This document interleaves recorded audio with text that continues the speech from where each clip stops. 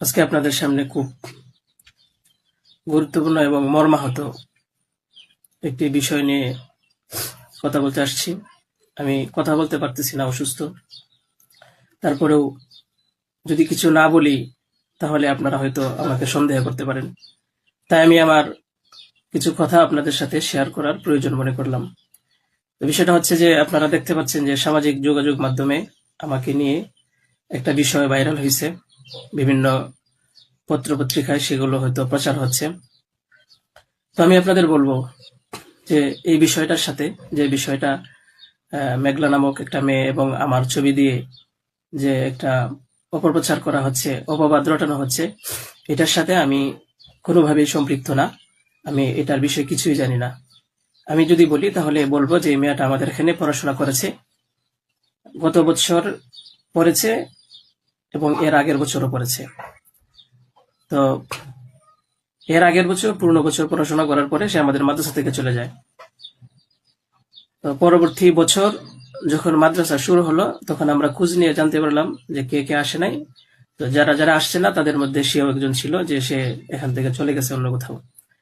তো খবর নিয়ে জানতে পারলাম সে ঢাকা চলে গেছে, তার বাবা মার সাথে থাকে।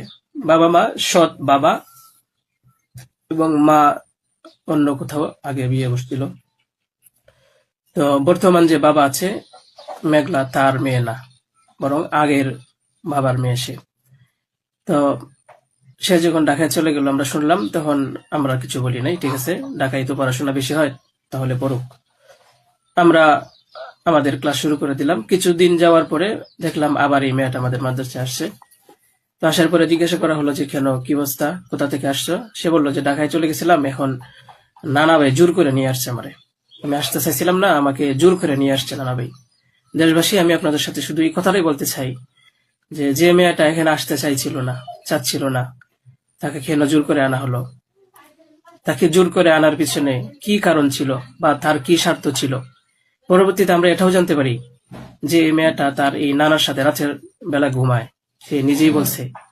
কেন বলছে? যখন আমরা জিজ্ঞাসা করলাম যে তুমি হিজাব পরো না, অন্য মেয়েরা হিজাব পরে, তুমি বোরকা পরো না, অন্য মেয়েরা বোরকা পরে, কারণ তার চলাফেরা সম্পূর্ণ আলাদা ছিল। আপনারা চাইলে গ্রামে গিয়ে মাদ্রাসার ছাত্রছাত্রী যারা আছে তাদের সাথে কথা বলে দেখতে পারেন যে সে সম্পূর্ণ আলাদা ছিল।